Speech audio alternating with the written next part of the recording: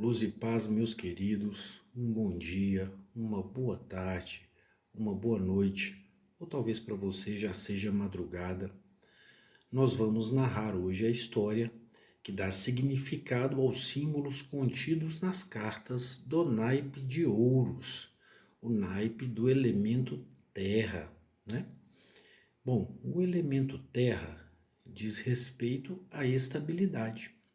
Se você está em equilíbrio com o elemento terra, você é firme, você é forte, você é resistente, você é persistente e você tem uma clara concepção da realidade material ao seu derredor. E essa clara concepção serve para que sua estabilidade, para que a sua firmeza não se torne estagnação, porque estagnação é uma condição trevosa. Estagnação vai contra o fluxo, que é Yod Revorê, né? O fluxo da escada de Jacó é você emana, aquilo vai para o almoxarifado de Deus, desce a escada de Jacó, se manifesta, você sobe de novo, né? Sua energia, seu fogo, você emana de novo, vai para o almoxarifado de Deus. Então não tem estagnação. Estabilidade é fluxo, ok? Só que estabilidade é equilíbrio. Legal? Estagnação é outra coisa e é a condição negativa do elemento terra, é o desequilíbrio com o elemento terra. E aí, a história é a de Dédalo. Dédalo, que é um grande engenheiro lá de Atenas. Então nós vamos aqui direto para o As de Ouros. Olha que carta linda. É o deus Poseidon, que está aí no mar, né? Exatamente aí na fronteira com a terra e com o ar. Você veja que tem o céu na carta, tem Poseidon, tem uvas mostrando abundância, tem a terra ao fundo, colinas, né? A terra verdinha, o mar claro. E Poseidon é metade homem e metade peixe. A parte de cima de Poseidon, que diz respeito à razão, é humana, né? É racional. Então ela é senhora sobre os instintos, sobre os desejos, sobre as libidos, sobre as pulsões, né? Então ele submete todo desejo à razão, para saber se aquilo é verdadeiro e justo. E ele carrega a estrela de 5 pontas, o pentagrama. Muita gente se assusta com esse símbolo, não é? Mas ele é um símbolo magnífico. O pentagrama que está aí dentro de um círculo, dentro de um microcosmos. Ele está concentrado. Bom, o pentagrama tem como primeiro significado aí a riqueza, a abundância e a prosperidade. Mas não só. O segundo significado do pentagrama é que ele unifica os 5 elementos: a terra, o fogo, a água, o ar e o éter, o elemento que dá forma a tudo, né? O éter, que é o espírito, o elemento espiritual, a substância cósmica, ok? E ele tem um terceiro significado. Se vocês lerem lá as clavículas de Salomão, ele traz como o pentagrama, que é o selo de Salomão, a estrela de 5 pontas, Yod, Re, Skin, Vav, Re, que é Yeshua, que os cristãos chamam de Jesus, né? O semideus que nasceu lá em Nazaré e deu sua vida na cruz do Calvário para ascender como o grande Deus do éter, né? Um Elohim Gibor, um Deus da justiça, que intercede por nós. Nele estava a vida, e a vida era a luz dos homens. Eu vim para que tivessem vida e a tivessem em abundância. Perfeito? Pois bem, quando o as de espadas aparece numa leitura, quer dizer que você já desenvolveu todo o potencial, né? Essa potência teve uma erupção dentro de você, para que você controle a imaginação criativa infinita, que é o fogo, para que você controle o amor e o relacionamento, que é a copas, para que você controle o pensamento abstrato, para que você controle a estabilidade, a riqueza e a abundância, que é a terra, e para que você controle o éter, para projetar isso, para manifestar isso na sua vida. Então, o naipe de ouro diz respeito também a todos os outros naipes. Por isso ele é tão comemorado quando ele aparece. Então, vamos ao mito. A segunda carta já nos traz Dédalo. E Dédalo era um inventor. A carta número 2 de ouros mostra a polarização de todo o potencial que aparece no as de ouros. Dédalo está aí controlando o pensamento abstrato em associação com a imaginação criativa infinita, ou seja, o ar e o fogo, para projetar isso no mundo. Então ele está aí criando coisas, ele está criando o martelo, o serrote, o prego, e ele está num cenário de absoluta abundância, de absoluta estabilidade. Mas veja que ele não está estagnado de nenhuma forma, ele está em fluxo, ele está trabalhando, ele está inventando, imaginando, projetando e gerando equipamentos ali para ajudar o homem a transformar a realidade. Legal? E aí vem a carta número 3. E a carta número 3 já é a carta da comemoração. Uma comemoração excelente, porque Dédalo está numa condição de destaque. Ele está no 3º degrau. Olha que bacana. Né? Tem colunas de mármore, né? Cheias de uvas aí, mostrando abundância. As colinas ao fundo de mares de morro, mostrando calmaria, o céu bem azulzinho e os homens pagando para ele pelo seu serviço. Então é a riqueza chegando. Legal? É a carta da comemoração, porque a polarização trouxe resultado. Então ele está recebendo, está enriquecendo e está comemorando. E aí vem a carta número 4. 4 de ouros é a carta do Sovina. Já não está tão bonita assim, começou, né? Mas é assim mesmo, pessoal. Em qualquer área da vida, a gente tem que fazer a alquimia da alma para transmutar aquilo que é negativo em positivo, cumprindo a lei da polaridade e resolvendo os paradoxos. Tá legal?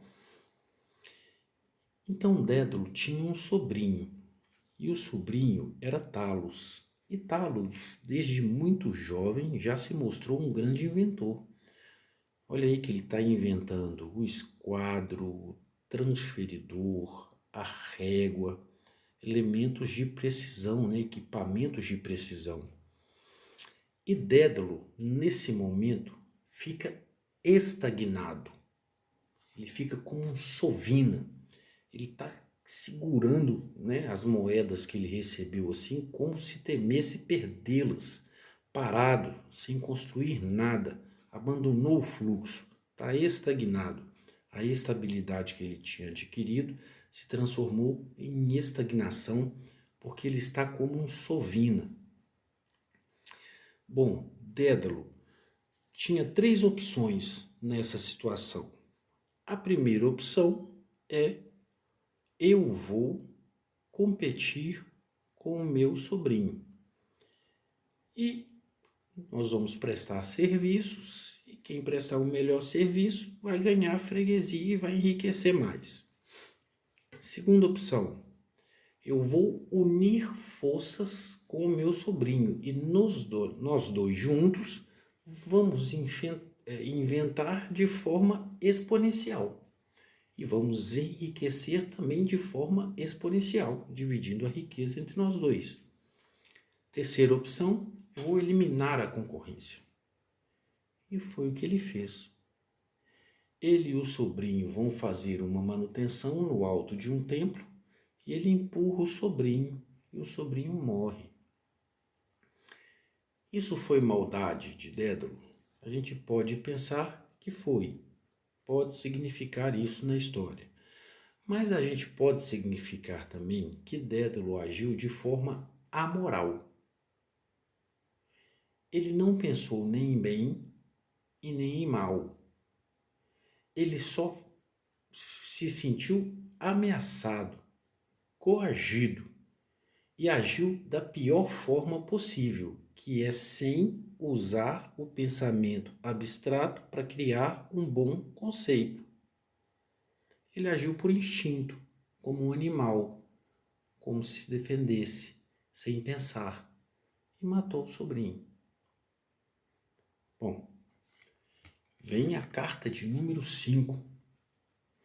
E essa carta tem muitos significados. Olha, primeiro, aquele belo sol e aquela paisagem bela foram substituídos pela luz de Êxode, a luz da lua. Então o horizonte já fica, complicado. Ele já não está mais claro. Ele fica flutuante, ele fica complexo. Você não consegue ver o horizonte muito bem. Ele está com um manto que não representa poder nenhum. Ele está quase da cor da terra. Então ele abandonou a riqueza e ele está saindo de forma furtiva da cidade, deixando a riqueza para trás. E o que ele carrega? Quase nada. Só a roupa do corpo. Está à noite sem saber para onde vai, carregando só a roupa do corpo e a riqueza ficando para trás. É uma carta negativa? Depende da leitura, mas ela tem também seu caráter positivo. Significa que muitas vezes você tem que abandonar uma condição que é de estagnação, porque estagnado você não consegue usar nem a imaginação, nem o pensamento abstrato para construir nada.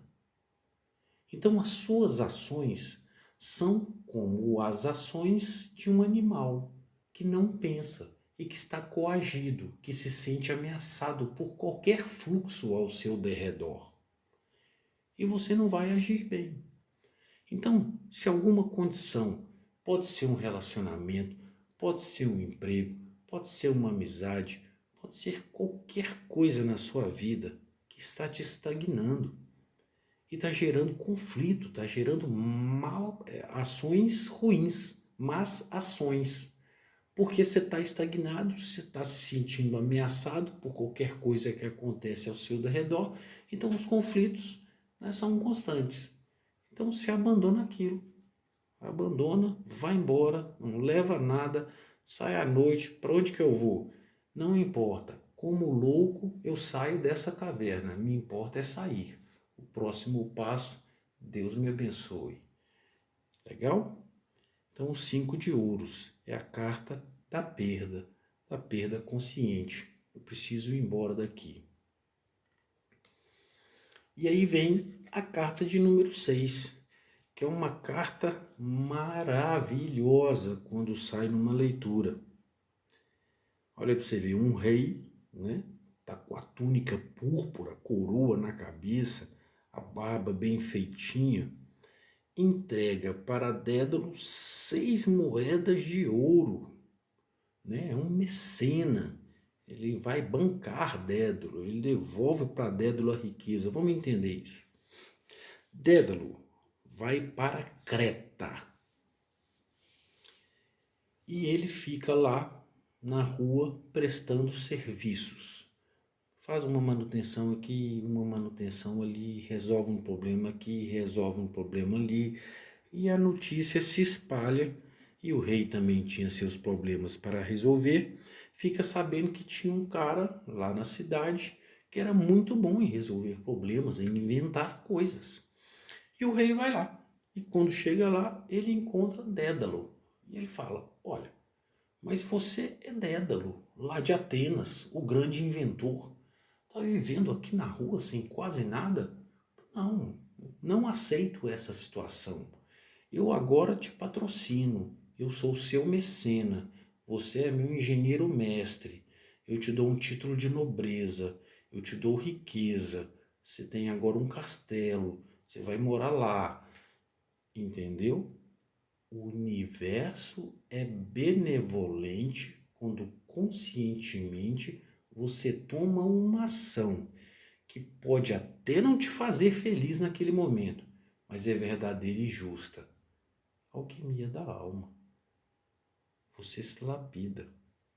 Mergulhe até o interior da terra e, lapidando-se, encontre a pedra filosofal, que te permite até ressuscitar os mortos, né? Os sonhos mortos, as situações mortas, as coisas na vida que morreram porque a gente não conseguiu tratar bem. Então é a carta sensacional, é a carta do 6, a carta do Mecenas, uma carta do Sol, né? Tá lá no Sol essa carta, é um tesouro do Sol. Então é sensacional tirar essa carta numa leitura. E aí vem o 7 de ouros.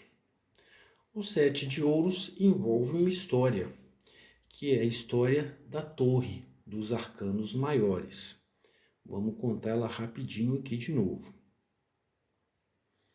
Dédalo estava em Atenas e recebeu do rei o mecenato. Então o rei o patrocinava. Então você veja que ele está rico, vivendo num palácio cheio de ouro, e aí um problema acontece. O rei de Creta, que era Minos, o Mecena, era casado com Pasífae e eles tinham uma filha, Ariadne. Querendo aumentar o poder de Creta, o rei faz um acordo com Poseidon, que é o deus da realidade material. E Poseidon, imediatamente, benevolente como é, aceita. E qual era o acordo? Dédalo Minos diz: eu vou sacrificar o meu melhor touro para você, se você aumentar o meu poder e minha riqueza em Creta. Poseidon: ok, eu aceito, mas não só isso. Eu vou te dar o touro para o sacrifício.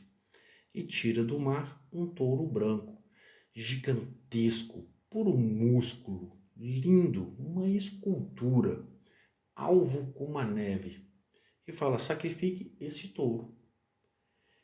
E quando Minos vê o touro, ele já cobiça o touro. A ganância vai ao limite.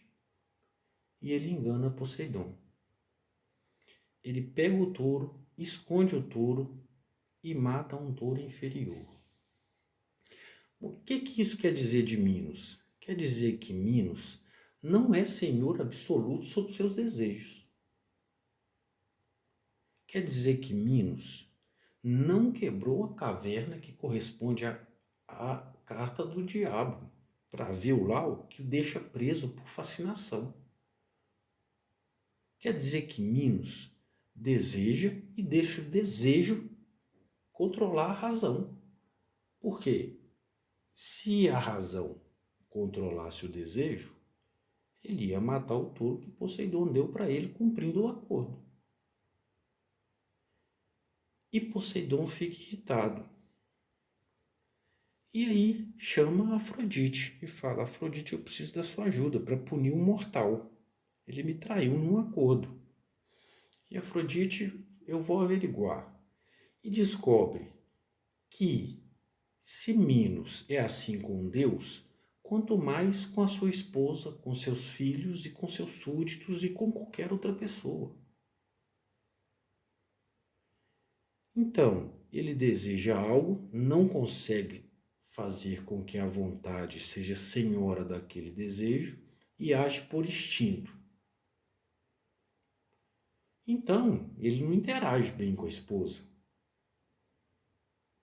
A esposa esconde dele os seus desejos, porque ele é como a água salobra, e a esposa também. E Afrodite descobre que Pasífae escondia desejos secretos que não tinha coragem de contar a Minos. E ela quebra essa torre e os desejos de Pasífae explodem, uma erupção dos desejos não submetidos à vontade. E Pasífae passa a desejar o touro branco. Só que o touro não vai copular com ela. Ela não é uma vaca. Então ela vai até Dédalo, que é o 7 de ouros. E aí vamos entender a carta. Dédalo está estável. Mas para Dédalo, aquela estabilidade já está representando estagnação. Porque ali, naquela condição de engenheiro-chefe, ele não tem nenhum desafio. Ele não tem que se superar. Ele não tem que inventar nada de novo. Tudo está funcionando normalmente, ele fica ali só observando praticamente. E Pasífae lhe traz um desafio. Eu vou te dar mais fortuna se você me ajudar a cruzar, a copular com esse touro branco. E Dédalo fica numa condição de encruzilhada. Porque eu vou trair o rei que me deu o mecenato e sair da estagnação, ou eu vou negar esse desafio e continuar na estagnação. E Dédalo opta por sair do que ele considerava estagnação, construindo uma vaca de madeira, tão perfeita, mas tão perfeita, que qualquer um que olhasse dizia que era uma vaca de verdade. E Pasífae entrava na vaca e colocavam a vaca perto do touro e o touro copulava com a vaca de madeira. Mas estava copulando era com Pasífae. E Pasífae se engravidou. E nasceu dela uma criatura que era metade touro, a parte de cima, e a parte de baixo, homem. E todos diziam, é o Minos Tauro, o Minotauro, o filho de Pasífae com o touro branco. Bom, como a parte de cima era do touro, ele era um animal irracional. A parte de baixo tinha desejos humanos. Então, Minos chamou a Dédalo e disse, que é isso? Quem construiu essa vaca? Aí ele, Pasífae me ofereceu, e foi como uma ameaça, e eu me senti estagnado, e achei que eu tinha que cumprir a determinação da rainha. E Minos fala, olha, dá um jeito de eu esconder isso. Porque Minos não é lá muito bom em ser transparente, né? Ele traiu a um deus. A esposa o traiu. Então a transparência nesse relacionamento aí não é muito boa. Eles não passaram bem lá pelo naipe de copas. Esconde essa criatura num lugar onde ninguém veja. E a gente vai mandar oferenda para a criatura. Então, Dédalo construiu o labirinto do Minotauro, que é a torre do arcano maior. O Minotauro ficava lá dentro e eles mandavam jovens para lá. O Minotauro cruzava com os jovens, copulava e depois comia. Comia, né, em alimentação, porque ele era carnívoro. Bom, Minos pega Dédalo e joga Dédalo dentro do labirinto como punição. Não só Dédalo, mas também o filho de Dédalo, Ícaros, que Dédalo tinha tido lá em Creta. Então ficaram presos com o Minotauro Dédalo e Ícaros. Mas Dédalo usa o restante do material que ele tinha usado para fazer o labirinto para fazer duas asas. E ele fala com Ícaro, seu filho: a gente vai sair daqui voando. Só que a gente não pode voar muito alto, porque senão o sol vai derreter a cera que está colando a asa.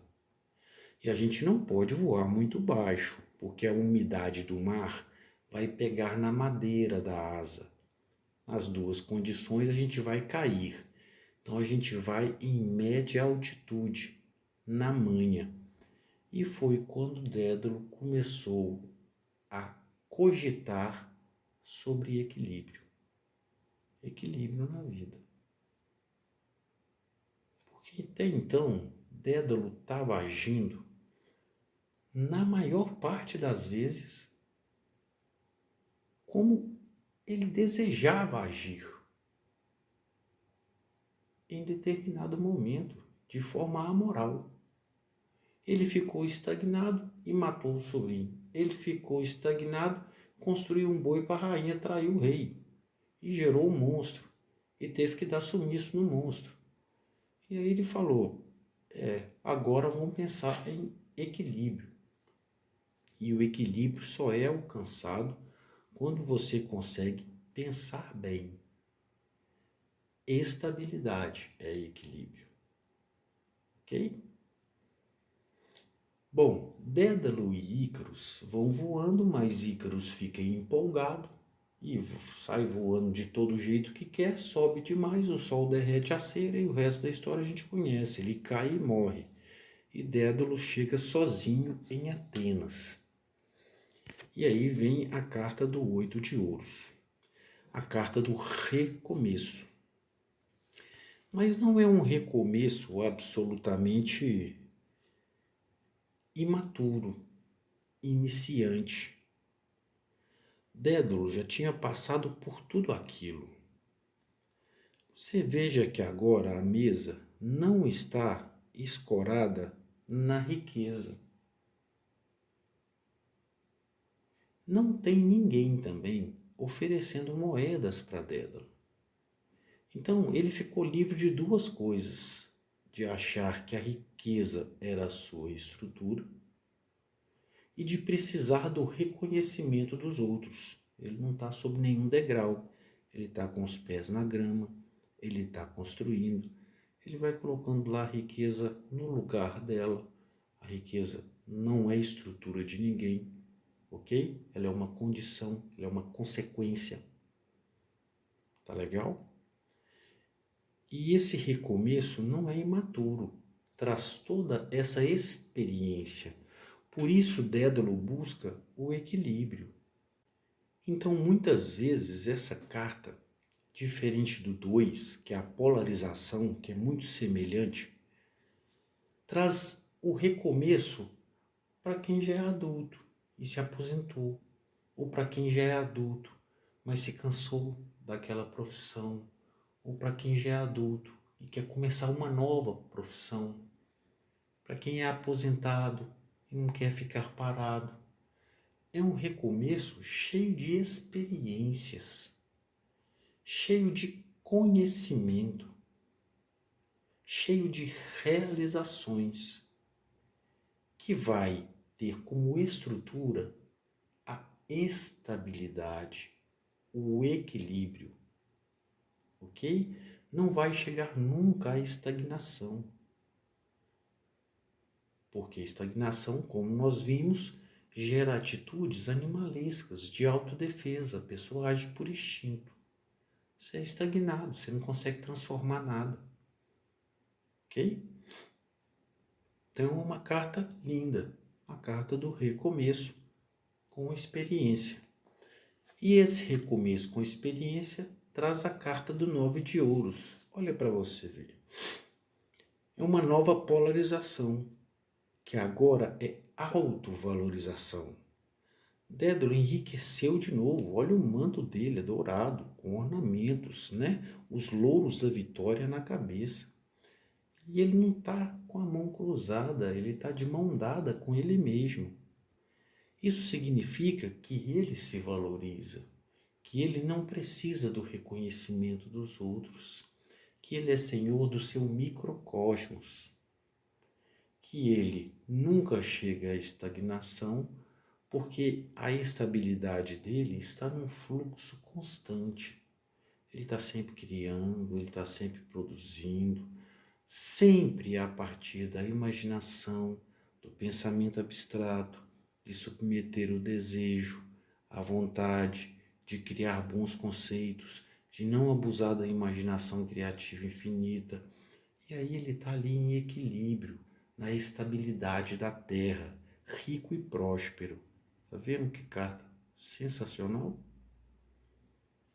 Então vem o 10, que é a carta do legado. Aí entra o amor e relacionamento. Todo mundo está perguntando, mas e o amor e relacionamento? Apareceu várias vezes. Apareceu no caso de Minos e Pacify. Apareceu quando mostra que Dédalo tem um filho, mas não tem uma esposa. E agora ele tem aqui um legado, uma família. Né? Ele já está mais velho, o manto ainda de abundância, né? A túnica verde da rainha, que mostra nobreza. Um menino brincando ali com um cavalinho, um filho no colo, né? Todo um arcabouço de experiências. Essa carta, quando sai, é para soltar foguete. Quer dizer que você está no caminho, você está controlando os 4 elementos e o éter de forma fenomenal. Você está controlando o amor e relacionamento, optando pela condição da água cristalina.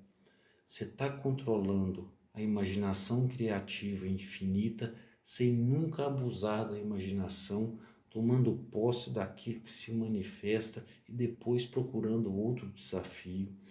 Você está controlando o pensamento abstrato, criando bons conceitos a partir da verdade e da justiça. E você está controlando o elemento terra, nunca deixando a estabilidade se transformar em estagnação. E aí sim você deixa um legado, ó. Amor e relacionamento, riqueza, prosperidade, tudo junto numa carta só. É a desejada carta do 10 de ouros numa leitura de tarô. Não é magnífico, pessoal? Bom, no próximo vídeo a gente vai trazer as cartas da corte. Senão o vídeo fica muito grande, os vídeos ficam grandes, né? Se fez sentido para você, curta, compartilhe, comente, assista quantas vezes você quiser, aprenda, né? Já dá uma boa introdução aí, se você quer ler o tarô, às vezes para você mesmo, é uma prática sensacional na transformação da própria vida, na lapidação da própria alma, na alquimia da alma e do microcosmos ao derredor. O tarô é uma prática cotidiana muito altruísta, muito positiva, que te conecta com esferas dimensionais que são absolutamente benevolentes, pessoal, que te ajuda a tomar decisões e administrar conjunturas e ficar nessa condição aí de Dédalo, numa condição de microcosmos completo, controlando todos os elementos, controlando o éter, deixando um legado positivo na vida, tá bom? Abraço a todos, até a próxima.